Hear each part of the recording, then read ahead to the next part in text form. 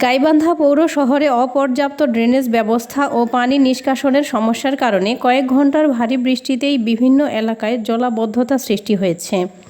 বুধবার সকালে সরেজমিনে দেখা যায়, খাপাড়ার মা ও শিশু কল্যাণ কেন্দ্র মাতৃসদন সড়ক, কাচারি বাজারের চুরিপট্টি, সচিন চাকি সড়ক, মধ্যপাড়া স্কুল রোড এবং ভিএইড রোডের KN সরকারি প্রাথমিক বিদ্যালয় সংলগ্ন এলাকায় পানি জমে জনদুর্ভোগ দেখা দেয়। অনেক বাড়ির আঙিনা ও ঘরে পানি ঢুকে পড়ে, কোথাও হাঁটু সমান পানি জমে থাকায় পথচারী, যানবাহন চালক, শিক্ষার্থী ও অভিভাবকদের চরম ভোগান্তিতে পড়তে হয়।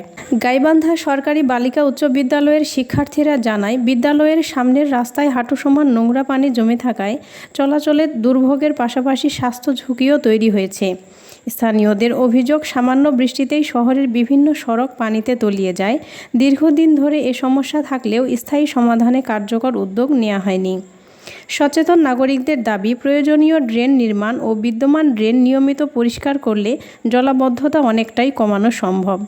দ্রুত কার্যকর ব্যবস্থা নেওয়ার জন্য তারা পৌর কর্তৃপক্ষের প্রতি আহ্বান জানিয়েছেন।